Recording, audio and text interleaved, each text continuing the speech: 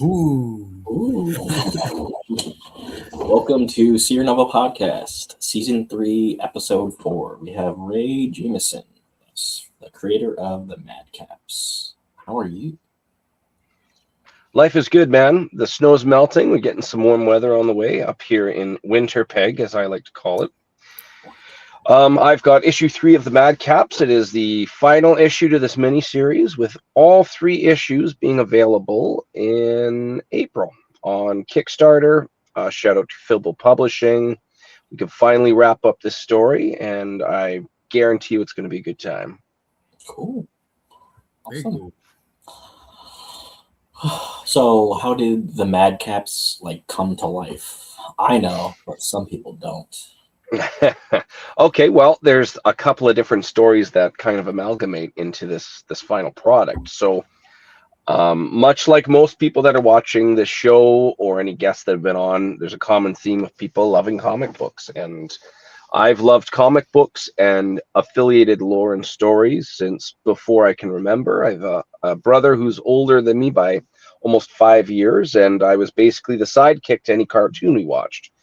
Apparently, most little brothers and sisters before the age of 3, they basically will just emulate anything their older sibling does. You could have the quote unquote manliest, toughest of boys, but if they have an older sister and the boys do, well, I want to drink tea too, kind of thing. So, anyways, through the 80s, I watched what my brother watched. I watched He-Man. I watched G.I. Joe, Transformers, Brave Star, Silverhawks, and into the 90s, we had Batman the Animated Series, something that's been renamed now as X-Men 97, Spider-Man the Animated Series. We had Beast Wars, Reboot, lots of really cool stories, but especially during the 80s, there was that, I've said this on other podcasts as a joke, the unholy alliance of action figure companies, cartoon networks, and comic books that just completely eviscerated the feelings of every parental wallet and said, if you like this cartoon, you'll love this toy on this commercial. And did you know that on the back of when you open that package up to that toy, this is actually a comic book too? Go and check that out as well. I have loved all sorts of different lore of, be it superhero, western, fantasy, in this case with the Madcaps, and I've loved it watching it with my friends. I've loved watching it with family, and I had the privilege of leaving the 90s and seeing these things jump onto cinema in a way that was never done before, starting with Blade in 98, X-Men in 2000, the big springboard being Sam Raimi's Spider-Man. And it was a really, really cool time to go through. Roughly less than 10 years after that point, for work reasons, I left where I lived and I moved across country. And I always looked for excuses to hang out with my friends via webcam. I left family, friends, I left everything and started the beginnings of carving out a life on this really cool adventure. But eventually we got into Dungeons and Dragons, which at the time I'd never played before. But because it was my suggestion, I was the dungeon master, and we had these really cool campaigns. They were all homebrew. There was no modules that I followed along. These were my own history and lore, and with my friends participating, we carved out these really cool events. And after getting married, after having kids, after being well established in my life, be it career and otherwise, you start to be able to look back at your 20s, and I'm 42 now, in my 30s, and you start to take interest in your hobbies that you had to leave aside for a while for responsibility reasons.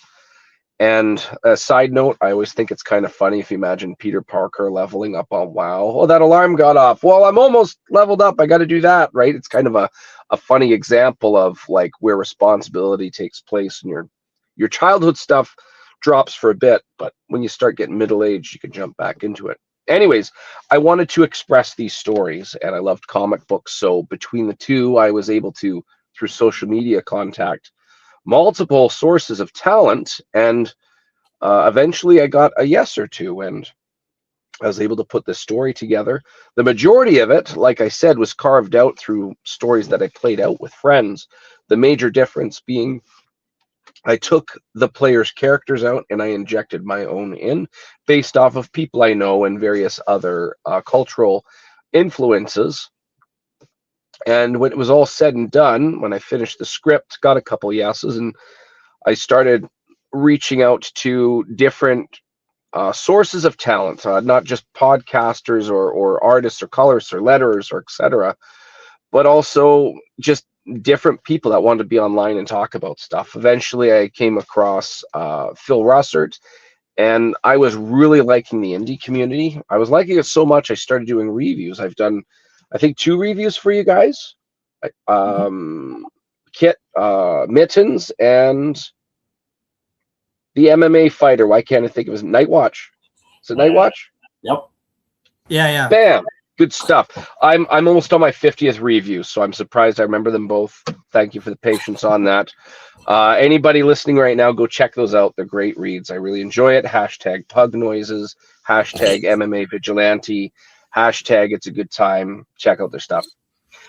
Anyways, through various different reviews, I came across different publishers, and I was very lucky to get partnered up with Phil Russert, Philbo Publishing. And a really cool side note, just to kind of wrap up the story, when issue 3 has already done its Kickstarter run, we're going to put together a trade paperback, and it's actually through Philbo distribution. It's going to local comic shops. I'm flattered.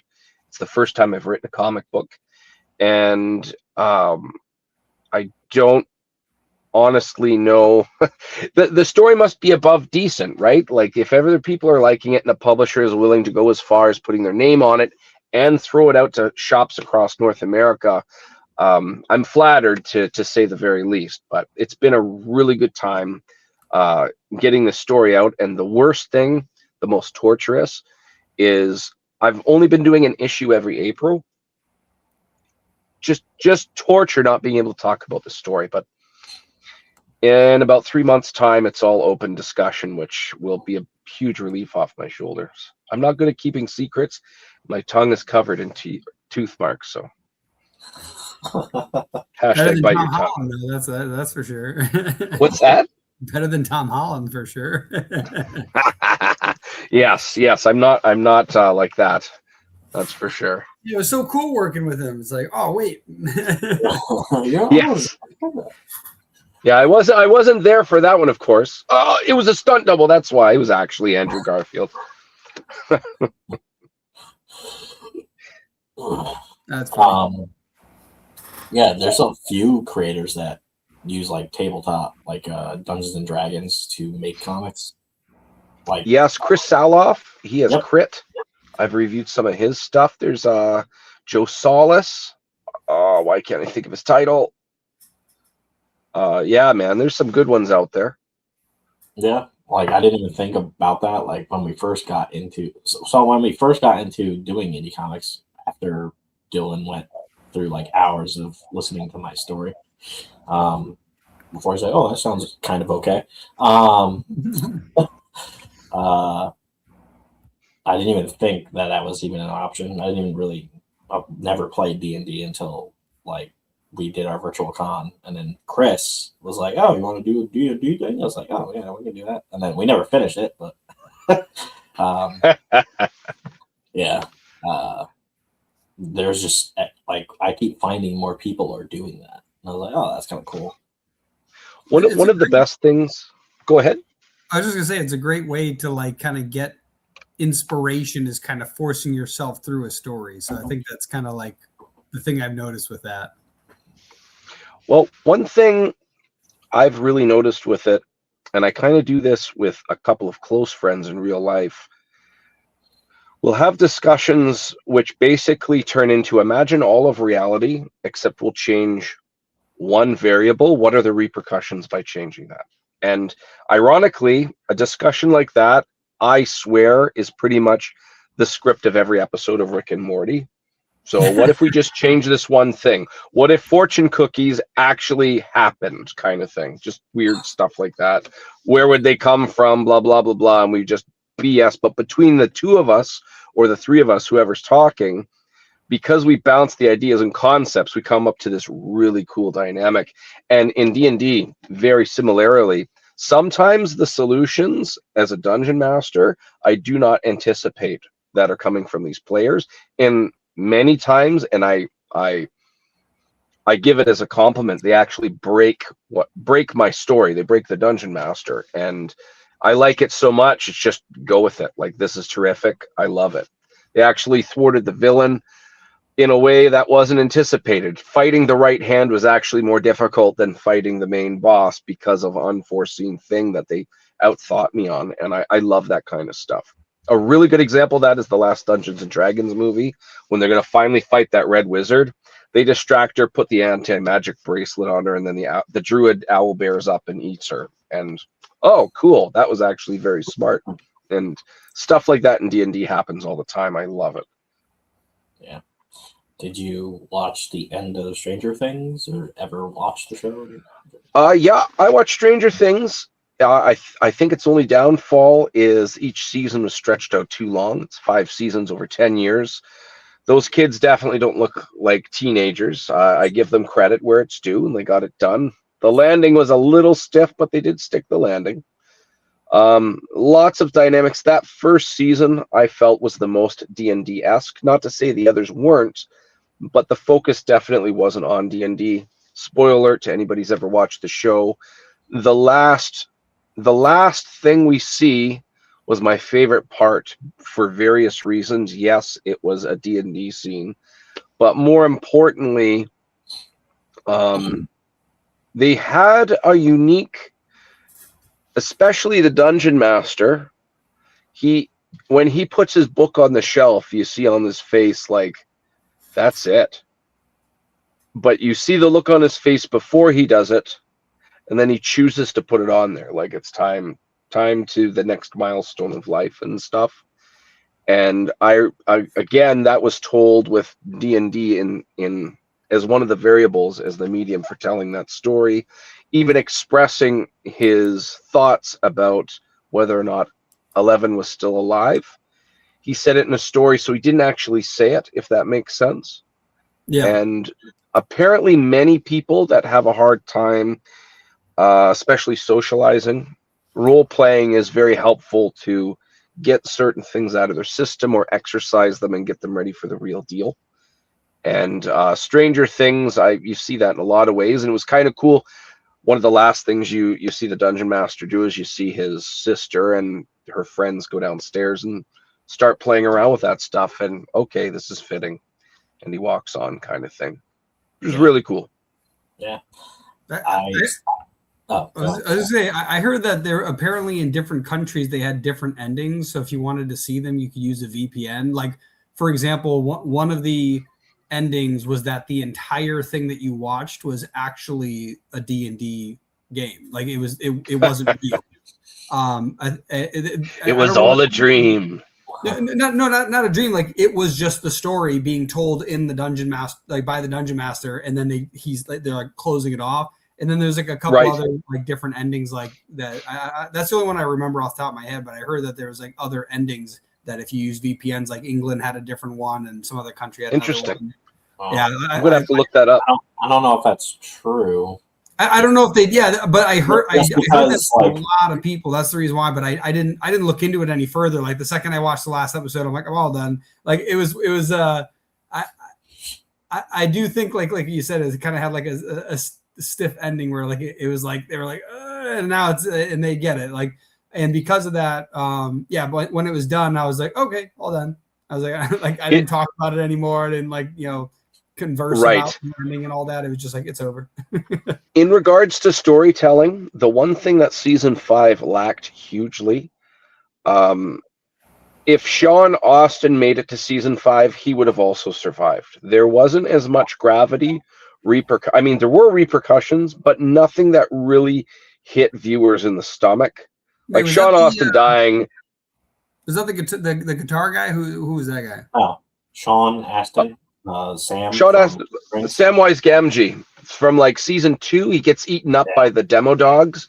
Demo dog. Oh yeah. Yeah, Okay. he Totally tries forgot. to turn the power back on, and then that's like a me and my gut girlfriend, punch. That one. Watched the entire show. I get what you're saying. So kind of like how it seems like no one's gonna die like the whole time, and then even at the very end, the person who definitely died, he gave a really good reason that she probably didn't. Yeah. Like in fact, the way he told the story, the likelihood that he couldn't or she didn't survive is less likely than she did. Yeah. Because either her powers are suddenly 100-fold and she could overcome the I forgot what they called in the D&D world, but those sound suppression stones. Yeah, right? For whatever reason, that actually is hyperlogical. Like the fact that somehow she was able to overcome that, despite the fact never having been able to do it before, and in a world that's collapsing. So like that wouldn't make like when her dad's life was on the line, she couldn't overcome it, but she could overcome it then. Unlikely. So it's like it's definitely something that the scenario that he gave is a more likely scenario, which is interesting. Yes, yeah, that's very much. And one thing I did like, I'm sure I'm not the only one. I got caught up and did not consider those potential loopholes. But then it's explained later, and everybody's like, yeah, that does not add up. So like you said, it's more likely she did survive based off of the illusion and so forth. And it's funny because I think while I was watching it, I remember like going, oh, that's weird. Like they're doing the power suppression thing, but she's still doing her stuff over there because she was, and it was like a long window where she was in his head while they're all like struggling and stuff. And the stuff's been going on the whole time. And I just remember going like, how is she doing that? Yeah. And then I was like, oh, maybe because she's behind them. I think that like, that's like, you know what I mean? Cause like they were aimed. It was projected away from her kind of thing. Yeah. And I'm like, maybe that's it, despite the fact that they did it from a helicopter through a building. So like, it kind of seems like it's semi-directional, but not really. So that's kind of why I was like, like maybe that was the reason. All I know is if she was powerful enough to resist that, she would have been powerful enough to, like, in one of the earlier episodes of that season, when she jumps onto that guard tower, the guard looks down, and the guy's neck is broken. Yeah. She could have just done that to everybody if she could resist those powers or those suppression stones. Yeah. Just straight up Phoenix Force, fly out, eat a sun, come on back down, turn the whole thing into a crater except her friends. That type of power. But it was also more like if she could have resisted it, there was a moment her dad almost died. There wasn't a greater moment in which she should have overcame it. There's no reason for her to suddenly have it when she's about to die, knowing full well she's doing it as a sacrifice. So it's not like she'd have adrenaline rushing. You know what I mean? So it was definitely something where I was like, okay, either they are very directional and they weren't aimed at her, so maybe that's why. Or his reasoning was really good, which it was kind of cool because it made it so like it's like, wow, that was a really good reason. That wasn't too like that does seem plausible to be an option while simultaneously not ensuring that it's true. Like they definitely made sure that there wasn't anything that guaranteed it was true. So that's what I mean. Like the ending was pretty good, but it was also more like, there was definitely some rough stuff where it's like it seemed like no one could die near the end, despite the fact that there was like ample opportunities for that to have occurred. Like even something bad, like, how they had like the 12 kids, like it could have been bad. Like, so there's any moment, like one of them could have died. The only person that died, I think, was the other girl, the 6. What was her number? Right. 8. Illusion Girl. Yeah, the Illusion Girl, right? Holly. So like other than her, like none of the main people died. So it does seem weird that you're right. Like it seemed like the threat level, despite being higher, resulted in no additional casualties. Like as if these guys are so leveled up that like that nothing impacted them. And to add to that, on top of all of that, I found it odd. Half the time, depending on the character, sometimes they were given an action or a rule or a line simply to have them do something, which added to the reason of somebody's got to die, at least one person, maybe at least 7, but like at least one. Like kill them off, give some type of, and like that will cause. Definitely. Like if they just, it would have made it more dramatic if just something happened. Like I thought, oh man, what's the sheriff's name? Hopper. Hopper. I thought Hopper was going to die. Like straight up. There was 3 different times I thought he was going to die. And I'm like, man, that's going to suck, but it'll make it good. It's kind of like, I talk about this with Cowboy Bebop, like the anime, where it's like, it was so good you wanted another season, but you can't because the main guy's dead. But like, that's the thing, is that made it so good you wanted more. That's how you should be left. Yes, we were talking about this. Yes, last time I was on. The example you gave was Uncle Buck for the same reasons. Like, it was one and done, and that was it. It wasn't like Nightmare on Elm Street number 14, 10 to 20 years later, and Freddy's had it again. This time he's going to cut off his right nipple instead of his left. It's going to be scary in that dream. Like, you've run out of stuff. Like, let it die, kind of thing. Yeah, and I feel like that's the big thing, where it's like, if you let a story be very good, the possibility that you can't continue raises.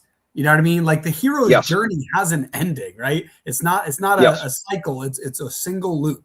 The only thing about the next loop, this is kind of like it was like Dragon Ball Z, where like Goku becomes this hero, then dies, and even the original story was supposed to have Gohan take his place, but then Goku comes back. So like, you kind of get this wavy like future thing where it's like you get to, what was it, the Buu Saga, and all of a sudden you're like, wait, Gohan getting super powered, the what's it called, the 2 kids merging and making Gotenks and all these special, literally, if none of that happened, the story is exactly the same.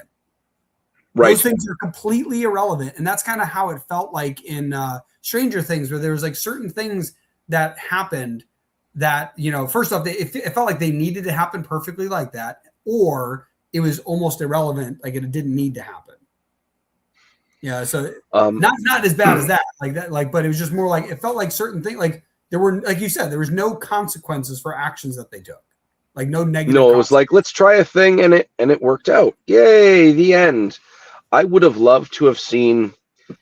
I was glad to see they did something with Will and all the curses that he went through. Yeah, it would have been better if it was like a season earlier and he was able to develop his abilities. Yes, I think that would have been really neat. It was too little, too late. It was like perfect timing, and that feels like what's the ex machina? No, what's it?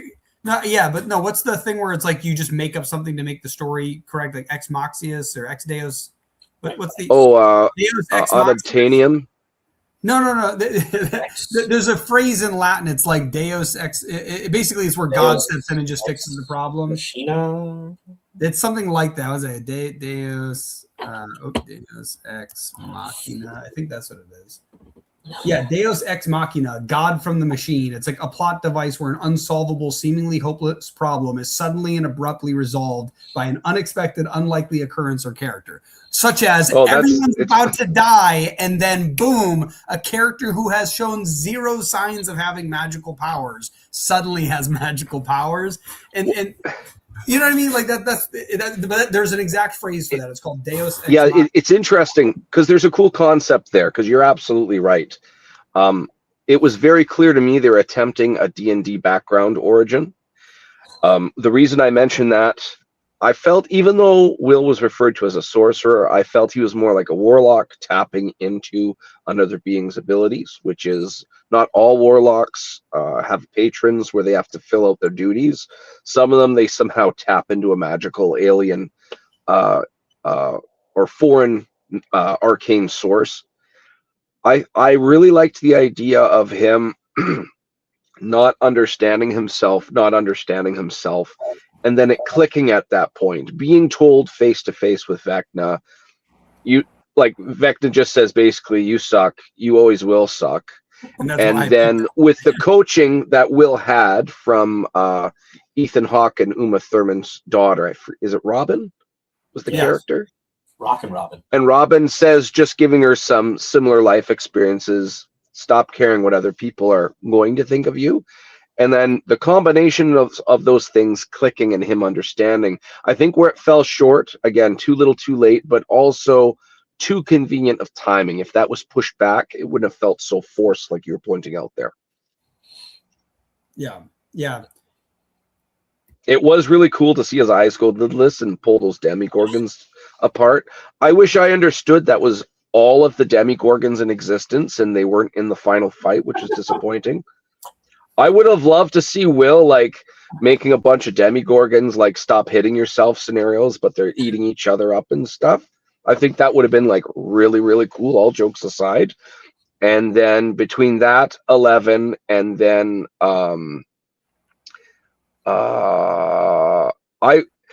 I think Hopper deserved to be there more than Will's mom. I think that would have been neat with just like bullets and grenades and not a bunch of like, here's my flare gun and here's my water balloon full of gasoline. Like, things should have blown up and people's faces should have been melted off. But I give that part a pass, but that's just my opinion. No, totally though. Like having some negative consequence, like when they were, whatever the hell that demon thing was at the end, right? Or I guess aliens. Like, I think the Mind Flayer, they nicknamed it. Yeah, and so this huge, but I mean, like the huge version of it, though. I mean, this giant thing at the end, and it's like literally no one even got like an arm taken off or like something severe that like everyone remembers it by. That's why I was saying like that's how they're able to have a version at the end, like whether or not they actually did this release or not, where the whole thing Frodo with 9 fingers, for example. 100%, and it's like. Yeah, I'll be honest, like that's a really powerful part of that story is that he's missing a finger. Yes. Like the fact that he goes through everything and it's like, man, he almost made it out unscathed, but he couldn't. He could not make it out unscathed. It was impossible. It was like it needed to happen, you know? Yes. And the Narsul blade wound in his shoulder too. Yeah. And so it's one of those things where it's like the fact that none of the main characters are harmed at the end. Like there's no like in fact, the only main character harmed is the lab study. You know what I mean? Like that's like the whole point. It's like 11. Max was. What? The guitar guy? No, Max. No, Max, the redhead. The redhead. She was fine at the end though, correct? Right? Yeah. Well, she was hurt. She was like suffering from like muscle dystrophy. Yeah, but at the like she recovers from everything is your point. Yeah. Yes, I understand. Yeah, that's what I'm saying. At the very end, there is no scar to remind them of this story.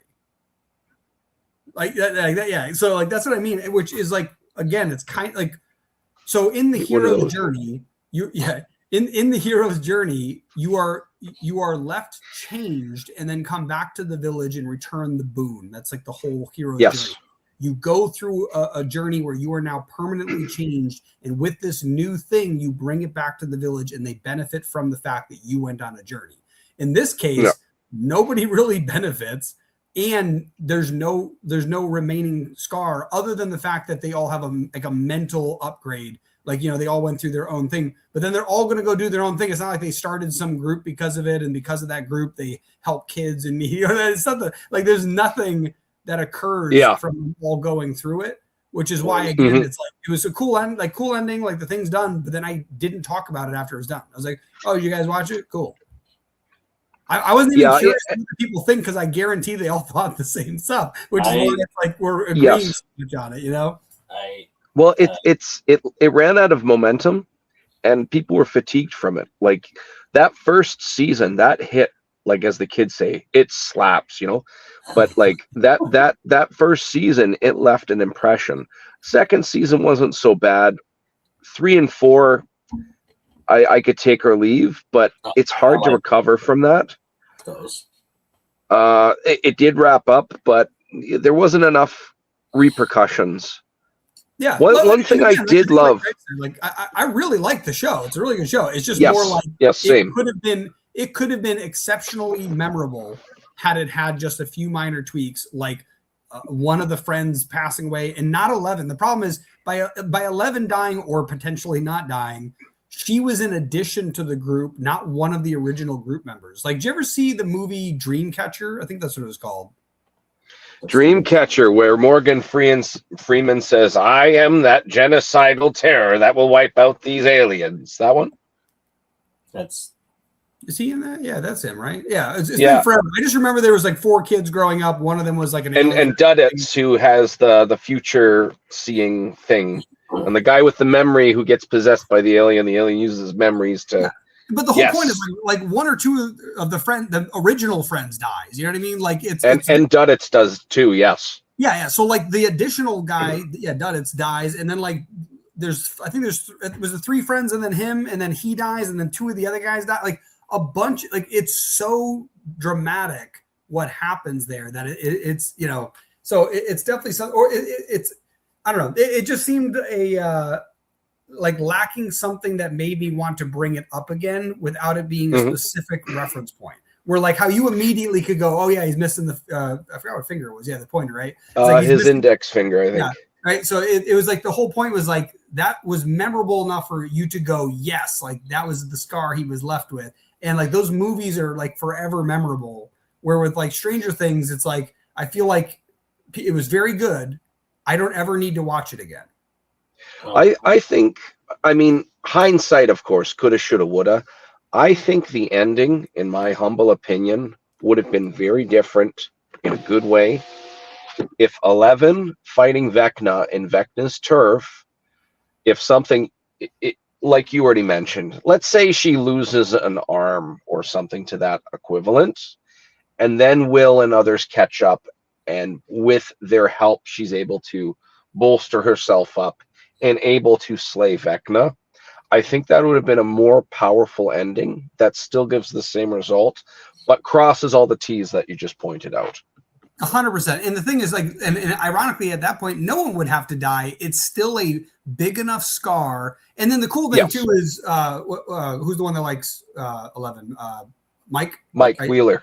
Yeah. So the whole point is that also would even give an ending where it's like, hey, I still care for you. You know, I'm so sorry this happened to you, but I'm always going to be there for you while you're missing an arm, right? Like that would be exactly like that would have been still a good ending. While again, there's a scar from it where you're like, yes, like that's now making that super memorable, super impactful. It shows that. Yes.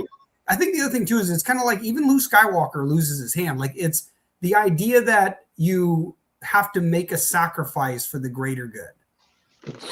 Yes. And in the other case where she dies, but then almost doesn't die, or you know what I mean, or potentially didn't die. She dies except she doesn't. Yeah, which ironically, it was both a really cool way to go about it while also simultaneously reducing the fact that something bad happened. Yeah. You know what I mean? I think that's what it is. I think that's what I'm really getting at. It's like it was a really cool way to make it where you're not sure if she died, but then ironically, because you're not sure, there was no really long-lasting consequence. Yeah, there's some self-doubt, and I like the idea of, I mean, the way it played out, and they all say to each other at the end, "I believe." Okay, well, one of my biggest concerns moving forward, because this will happen, they're going to make a spin-off, and there'll be a sequel series or something like that.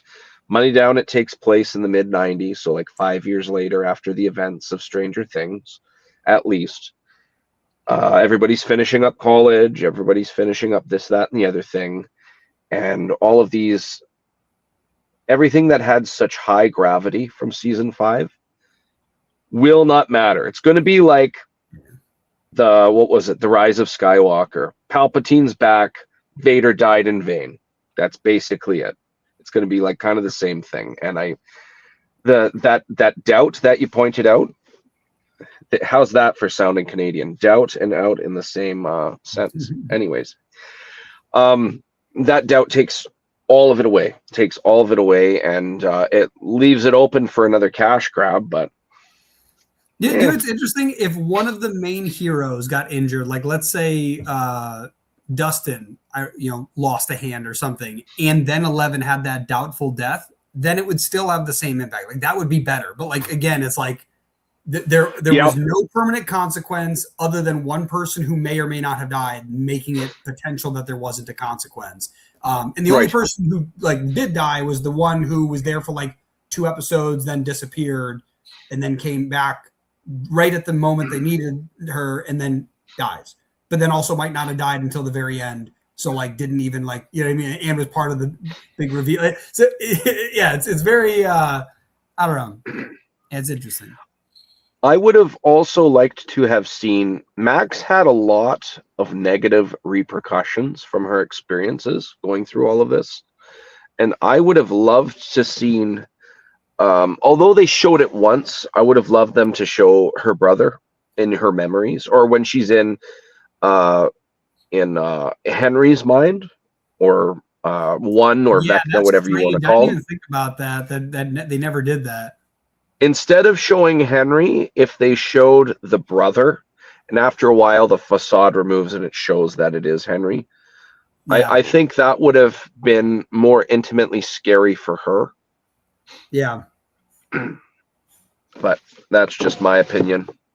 Well, that was the Stranger Things ending. So what's your ending to your series? No, I was just about to say, like, this became a Stranger Things episode, but that's okay. Which is awesome, because like now people can be mad at us because they'll be like, no, Stranger Things was an amazing ending. I know Greg's mad at us. I appreciate Stranger Things ending. That's the thing. One of the most frustrating parts is liking it, but liking it and being slightly disappointed. Those two things can happen.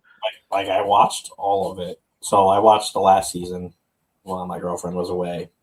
And then she came back from Las Vegas or whatever. And then I was like, hey, we could like just rewatch the show, because like she never really watched any of it. And I'm like, you're gonna like season 3 or 4. I forgot which season it is. See, you can forget stuff. And then because she's like obsessed with the mall, so one of those seasons is like in the mall most of the time. So 80s. And then yes, and then it just, I was like, oh, why can't the mall be around still? So then I was like, yeah, the ending is okay. Like, so we stopped talking about Stranger Things. But I do like the ending of Stranger Things way more than the ending of Game of Thrones. So, and you know what?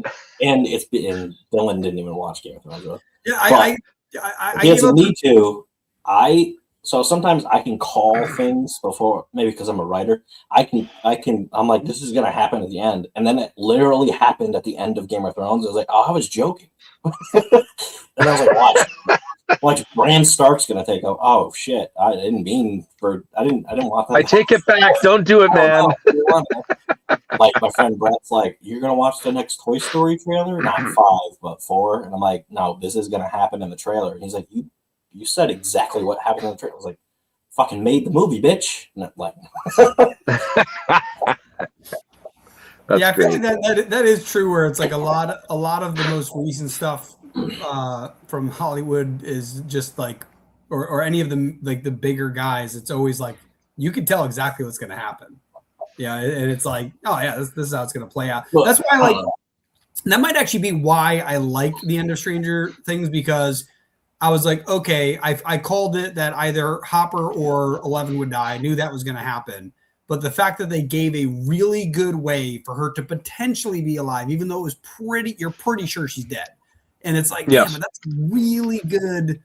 Like, that makes sense. So I really liked that gave it a little twist to it. Like I said, I really do think if just one of the other main characters had a permanent injury, that I think that would have fixed it. I think that would have been all you needed. And it could have been someone like Dustin, who's going to go be a smart nerd. If he lost a hand and then he ends up getting into engineering and builds himself a hand, like, you could still solve the problem later. It should be 11. She loses all of her arms and legs, and she uses her psychic powers to float around. And now she's called 1. She's called 1, yes. There can be only 1. She becomes a head, and she becomes Zordon, and she then makes a group Rangers. Interdimensional. Alpha 5. We must find these teenagers. Give them these abilities. Are they delinquent? Maybe they're part of juvie school. Do not question my logic, Alpha. Give them the Zords now. I love Power Rangers. But the last thing I'll say about Stranger Things, the one thing that bugged me up until the end of season 5, which they rectified, okay, there's a Demigorgon. Okay, there's Vecna. Okay, there's a Mind Flayer in between those two. Why? And at the end, it showed that Vecna was just a puppet trying to keep this thing. I very much like the fact that it finally tied it together, you know? Yeah. That's why I say, like, I liked it a lot. I'm being nitpicky about the ending because, like, I do agree, like, it needed a repercussion that they just didn't put in there. But I love the fact that Henry was just like a normal kid who got taken over, and he by a meteorite. He admits that he accepted it, but like it was because he didn't have, like, stuff happened to him. He says it was definitely a very cool way. And the fact that they kept teasing that for a while, the fact that he was the so spiders and there, like, a lot of that was cool. But also the fact that you do see a point where I think they say like, hey, no, you can be better, blah, blah, blah. And then it's like, no, I said yes, that kind of thing. So right. So it was cool that it, like, again, it was kind of very much like Anakin. You know what I mean? Like, he's like, no, I said yes to the dark side because the light side screwed me. You know what I mean? Like, that's basically, it's very similar story in that context. Ironically becoming, super ultra powerful and being able to kill lots of people. The other thing I liked is I fell for it. I don't know if everybody did, but I fell for it. When you see him in his home base with all the spires up, you don't realize they're monster legs and stuff. And they even hint at it in various ways. The most obvious one being the heart in the ceiling of that main chamber. He's in an animal. I didn't realize. And then when all the legs deploy, it's the mind flayer. This all makes sense now. The whole thing. I loved. It was both very surprising that there's this giant monster out of nowhere, but also like, I do agree. It was satisfying where it's like, like now it makes sense. It's not because he like this magic power came from this meteorite that then was able to be shared by blood. 11 just lucked out and was find me. Like, it made perfect. Like, I agree. That's also why it sucks. Like, I hope that they don't branch off after it. Like, it was a good enough ending to have everything wrapped up. It was great. If they were ever going to do like, side series, like, for example, they could do they kind of hard to do it because the kids will get older. But like when they were doing the, what they call them, like the raids, or like when they went in, dungeon crawls. They were calling them crawls, right? Like, it would be, you could make a whole just show about that, like of them going in and like fighting. It'd be cool. But again, you can't really do it because the kids will get older. So like, well, that was the whole reason that they had the 2 years pass and they were in quarantine. I thought that was a smart way to recover the lost time in between seasons. Everybody's older. We've been stuck in this area. We've established ourselves. We know how to sneak in. They jumped a bunch of time just to match their ages. I liked that part a lot. Yeah, they did do that well and explained it well. That's why I said, like, it was a great show. Nitpicky on the ending, but I think it was funny. Keep talking about Stranger Things. I think it was funny that they only cared about their mom, but their dad, like the Wheelers, like dad, got the shit kicked out of him too, and he just like he got scratched like here. And somehow he's alive at the end. He's just like, oh, okay. They don't explain. She got her fucking voice box fucked up. That's what I was about to say though. Like that's what I meant by like nobody of any importance died other than potentially 11, and even the dad who like got messed up. I thought at the end that he was dead. I'm like, oh yeah, it's just the mom. And then my wife was like, oh no, he's still alive. They showed him in the audience. I'm like, wait, what? I had to rewind it because it shows him for hashtag chopped liver. He's totally fine. There's nothing wrong with him. I'm like, man, didn't he get like messed up? Yeah. I was like, oh, okay. All right. Anyways, enough about Stranger Things. This was an excellent episode. But where can people find you, and where do you want to send them? Okay, so first thing, if you want to learn about the Madcaps, I'll give you a quick elevator pitch. Everybody, we just talked about groups of friends in Stranger Things. Everybody here has groups of friends, much like at the end of season 5, and that's the last Stranger Things parallel I'm going to make here. There's a time where you don't get to see your friends as much as you would like to, and it could be for various different reasons. Responsibilities from work, children, family. For me, I moved across country. This book is an homage to that level of camaraderie. These 4 friends who haven't seen each other in a long time, they meet up in their hometown. They were in the wrong place at the wrong time and help guard stave off the beginnings of an undead outbreak. And the 4 of them begin to suspect this outbreak has something to do with a local drug problem, this fictional drug called Weave. one thing leads to another, and the entire thing takes place over one night. You can see the sun setting here.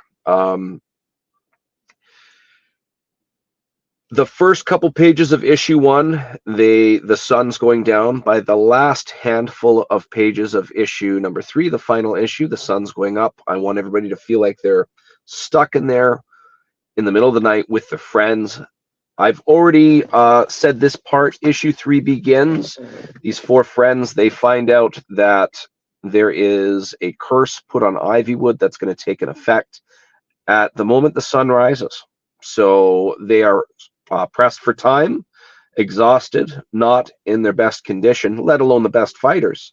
But they are the closest ones to fix a problem. It has to do with an elven necromancer, which is a walking contradiction. Unfortunately, I can't say anymore. We're talking melee, magic, monsters, mayhem, and a macabre of madness, mischief, and insert a whole bunch of other M words that you could think of. But I guarantee you it's a good time. You do not have 70 years worth of lore to memorize to understand this story. No disrespect to other comic companies that have been able to last as long as that. That's quite an awesome feat to brag about. But this story, beginning, middle, end, you don't have to know anything going into it. When you're done, you can close the book and be like, that was a complete story. I enjoyed it. You can find us, look up the pre-launch. We're almost at 125 followers. I've been working really hard to get the word out. The pre-launch on Kickstarter, Madcaps issues 1 to 3. You can find me on Facebook as DM Ray. DM is short for Dungeon Master because I love me some D&D. You can also find me on Instagram as Raymond the DM. Unfortunately, DM Ray was taken. And of course, there is a Madcaps Facebook page. Those are the main social ones I have. But if you like fantasy, if you miss your friends, it's basically an homage to Friends told through the theme of fantasy expressed in the medium of a comic book. If you like any one or more of any of those dynamics, I guarantee you'll enjoy this book. You got to check it out. Awesome. Cool. All right. And that was all the pre-launch or the Kickstarter, depending on when this. Well, this will be launched before. This will be out before your Kickstarter comes out, but that link will change. Right on. To actual live link when it's live. So. Yeah, so thanks for coming on. And right on, man. What was that? Episode 4, season 3, SeerNova Comics. Make sure you like, share, and subscribe because Greg's about to try to end it without saying that. You gotta click the like button, hit the notification bell, share it with your friends, leave a comment, tell us how much you think the ending of Stranger Things could have been much better or worse. Tell us. Leave it in the comments. Do that. Yeah, be mad about it too, and then tell your friends how mad you are, and tell them they have to comment. Yeah, I believe.